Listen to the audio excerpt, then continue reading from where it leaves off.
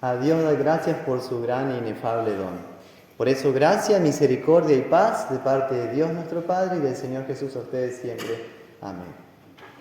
¿Podemos sentar?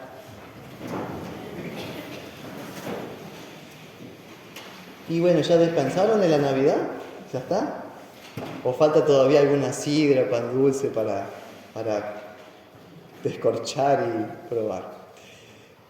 Qué bella Navidad hemos celebrado. Estoy tan feliz realmente. Y esa felicidad es para el mundo entero. Por eso dice en el himno, al mundo gozo proclamar.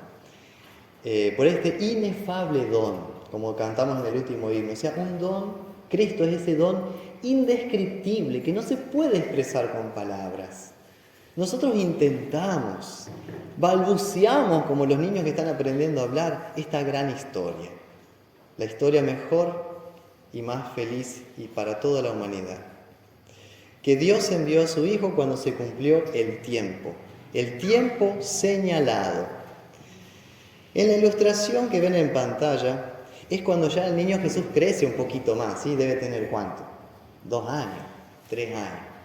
Y lo he colocado de vuelta esta imagen, si bien en el culto pasado la compartí, porque realmente es impresionante, porque nos conecta la historia de la Navidad con lo que va a venir en las semanas que vienen ahora, que ya es la Epifanía y después la Cuaresma. Cuaresma, acuérdense, anoten, Cuaresma arranca el Día de los Enamorados, 2024.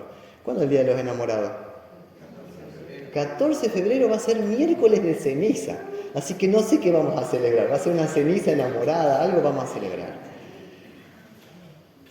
El hecho de la Navidad de Cristo marca un antes y un después en la historia. Por eso San Pablo dice, ¿cuándo vino el cumplimiento del tiempo? Para que entendamos mejor, en el Nuevo Testamento hay 2 palabras para tiempo. Nosotros tenemos una sola, tiempo. Pero en el griego hay 2. Cronos, de ahí viene cronológico, el tiempo cronológico que tenemos hoy, ¿sí? El día, el mes, el año. Pero hay otra palabra para tiempo, que es la que usa San Pablo. Cuando vino el cumplimiento de él, y él usa la palabra no cronos, sino kairos. Kairos. Entonces lo que está diciendo es, cuando vino el cumplimiento del tiempo exacto, ese es el kairos, el tiempo exacto para que sucedan las cosas, el tiempo ideal, el tiempo propicio. Y claro, a lo largo de la historia del mundo, uno ve cómo el nacimiento de Jesús es una bisagra. Entonces, el cumplimiento del nacimiento de Jesús fue en el tiempo perfecto establecido por Dios desde la eternidad. Dios nació en Belén cuando tenía que nacer, ni antes ni después. Y eso sucederá también en la segunda venida del Señor Jesús, que ya estamos aguardando y que parece que el Apocalipsis ya empezó. Cristo volverá por segunda vez, ni antes ni después, en el tiempo exacto, que solo Dios sabe, ¿no es cierto? El cumplimiento del tiempo, Dios envió a su Hijo nacido de mujer y nacido bajo la ley.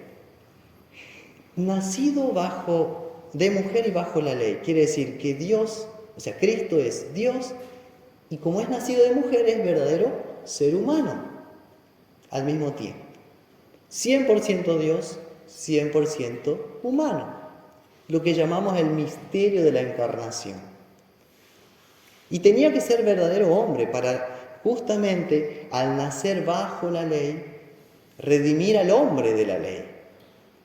Pero uno dice, pero si la ley es perfecta, sí, pero yo no. Por eso necesito ser redimido de la ley, porque la ley nos empieza a radiografiar, nos hace una radiografía y nos encuentra que vos sos pecadora, vos sos pecador, vos sos pecador, yo soy pecador. Todos somos imperfectos. Nadie cumplió la ley, ni siquiera mi hijo de 3 años que está ahí. Nacemos en pecado, morimos, fallamos, nos caemos. Por la gracia de Dios nos volvemos a levantar. No hay hombre perfecto. No hay mujer perfecta. Si no, sabrá bien mi esposa que no soy perfecto. ¿Se dan cuenta? Necesitamos un Salvador. Y este Salvador arranca desde el inicio, concebido por el Espíritu Santo, nacido de la Virgen María, para llegar a padecer y morir por nosotros, los transgresores de la ley. Un gran problema que vemos en la sociedad, yo lo veo al menos, la gente no se considera tan mala, no se considera pecadora. Dice, no, pero en el fondo somos buenos. Y la Biblia dice todo lo contrario, dice, en el fondo los que parecen buenos son malos. Entonces tenemos dos paradigmas, o lo que plantea el humanismo, el hombre centro de todas las cosas, o lo que plantea la palabra de Dios, Cristo el centro de todas las cosas. Y esto tiene mucho que ver con los estudios, la universidad, con el moverse en el día a día. El hombre es pecador por naturaleza, por eso necesita un Salvador. Si nosotros no entendemos la necesidad de un Salvador, en vano es la historia de la Navidad y de la Pascua. Porque Cristo vino a salvar a los que estaban perdidos. Yo estaba perdido. Nosotros estábamos perdidos. Ahora que Él nos ha redimido de la ley, ya no estamos bajo la acusación de la ley. Porque la ley siempre te va a acusar. Siempre te va a decir, pero fallaste en esto. Cumpliste todo, pero fallaste en eso que tú sabes en tu conciencia, porque la ley nos acusa en la conciencia. Y el hombre, ¿qué hace? Trata de no hacer caso a su conciencia. Trata de distraerse con otras cosas, con un entretenimiento vano y superficial, para nunca llegar a ese momento de silencio y tranquilidad para conocerse a sí mismo. Hasta los griegos decían, la sabiduría está en conocerse a sí mismo. En el Salmo le agrega algo mejor. El principio de la sabiduría está en el temor del Señor. Ya no estamos bajo la ley por ese niño que cargó la cruz. Un niño que cargó la cruz. Ahora, gracias a Él, estamos bajo la gracia de Dios. Y esta nueva vida nos ha regalado Dios mismo.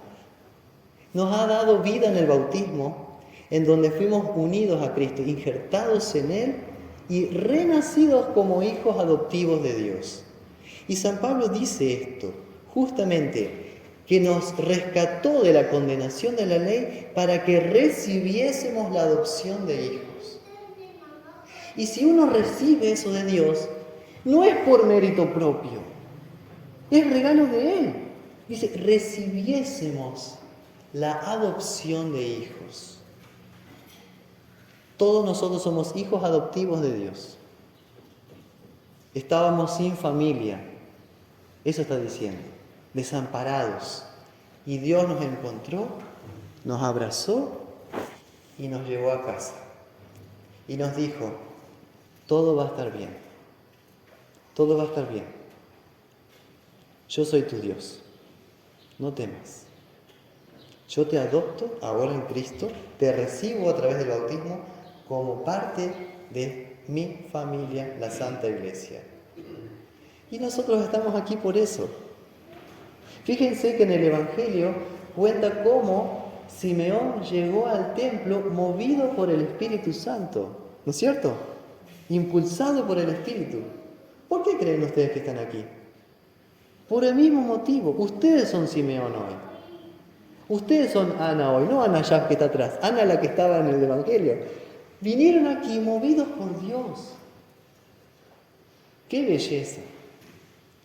También dice San Pablo que como somos hijos de Dios, Dios nos ha dado su Espíritu. Y dice el Espíritu de su Hijo. Así llama al Espíritu Santo, el Espíritu de Cristo. El cual clama en nosotros una palabrita. Abba, Abba, Padre. Abba es una palabra muy cariñosa para referirse a Dios. Es Padre mío. A mí no me gusta usar la palabra Abba traduciéndola como papito, porque tiene una connotación para otras cosas, otro ámbito. Si ustedes quieren traducir Abba, pónganlo así, Padre mío, o Padre amado, Padre querido. Nosotros lo decimos en nuestras oraciones, amoroso Padre Celestial o amado Padre Celestial. Porque cuando nos referimos a Dios nunca debemos perder el respeto a Dios. ¿Comprenden? Así como nunca debemos dejar de honrar a nuestros padres y superiores. Hijos, no le falten el respeto a sus padres. No le peguen a sus padres. ¿Entienden?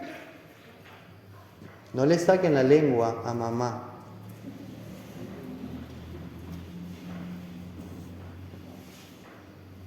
Es parte de la instrucción, ¿no? Así que, así como nos referimos a Dios con respeto y con amor, Abba, Padre, hagamos también con nuestros padres terrenales, que son imagen y reflejo de Dios en nuestra casa. Ayúdanos a esto, Dios. Así que cuando dice, Dios envió a nuestros corazones el Espíritu de su Hijo, y uno dirá, ¿y cómo yo sé que tengo el Espíritu Santo? Bueno, la primera cosa es porque la palabra de Dios lo dice. La segunda, porque tenés el bautismo, estás bautizado. Pero también, fíjense esto, cuando el Espíritu Santo está en nosotros, dice que intercede por nosotros clamando, diciendo, Abba Padre. Y eso a veces pasa en la máxima angustia. Cuando estamos caídos, estamos arrodillados, no sabemos cómo levantarnos, dice que el Espíritu Santo intercede por nosotros con gemidos indecibles, Romanos 8. E intercede por nosotros ante Dios. Pero también sentimos o percibimos el efecto del Espíritu Santo en nosotros, además de que nos mueve a venir al culto, porque mediante la palabra de Dios nos anima, nos da nuevas fuerzas para confesar a aquel niño que nació por nosotros. Tenemos también el Espíritu Santo porque vivimos en el temor y amor de Dios. Y cuando pecamos, cuando yo cometo un pecado, no lo hago a propósito, lo hago sin intención. Lo lamento, pido perdón porque el Espíritu Santo me convence de pecado para que me arrepienta. Y reconozco que he pecado porque todavía se adhiere el pecado a mi carne. La carne que me mete al pecado, aún después de haber recibido el Espíritu Santo y tenerlo conmigo. Externamente, yo no veo una gran diferencia entre un cristiano y una persona muy honrada. Sin embargo, el cristiano cumple su deber en su vocación. Cuida a sus hijos, cuida a su familia, es bondadoso, es servicial a los demás, los frutos del Espíritu. Y aunque tales ejemplos humildes y cotidianos, por ser tan cotidianos, generalmente no son valorados, Dios sí los aprecia, porque están hechos en fe, o por la fe que vive en obras activas de amor. Así que Dios envió a nuestros corazones el Espíritu de su Hijo. No debemos tener ninguna duda de que el Espíritu Santo mora en nosotros. Porque también dice en 1 Corintios 3:16, somos templo del Espíritu Santo. Cuando amamos la palabra de Dios, con gusto, cuando la escuchamos, cuando hablamos de ella, cuando escribimos, cuando pensamos de Cristo, ahí está el Espíritu Santo en nosotros, que nos lleva de vuelta hacia Jesús. Y de igualmente debemos estar seguros de que si Dios quiere que le llamemos Abba, Padre, es porque Él se agrada de nosotros. La felicidad de un padre son sus hijos, ¿o no? La felicidad de Dios Padre es que nosotros seamos sus hijos en Cristo. Y muchos más. El problema es que a veces nosotros dudamos de Dios. A veces nos resulta imposible creer las promesas de Dios. A veces rezongamos contra Dios, pensando que su juicio o su voluntad es injusta. A veces nos peleamos con Dios, ¿no? ¿Les ha pasado? Otros odian a Dios.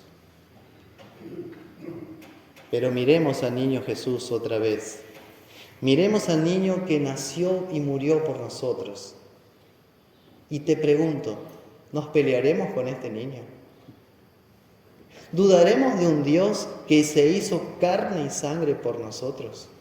¿Dudaremos de su amor? ¿Dudaremos de un Dios que se humilló por nosotros en la cruz? ¿Que nos dio su Espíritu Santo para que oremos con fe, Abba, Padre? Qué bueno saber que todo esto hoy nos revela la palabra de Dios, ahora que terminamos este año 2023. Yo lo puedo terminar en paz, y ustedes también, en paz, como dijo Simeón. Ahora, Señor, despides a tu siervo en paz. Despides en este año a tu siervo en paz, conforme a tu palabra, porque han visto y oído mis ojos tu salvación. Ya no eres esclavo, sino hijo, también heredero de Dios por medio de Cristo.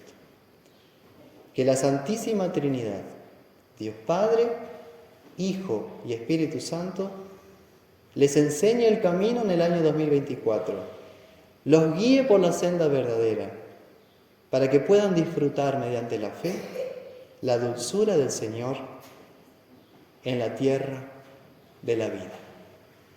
Amén.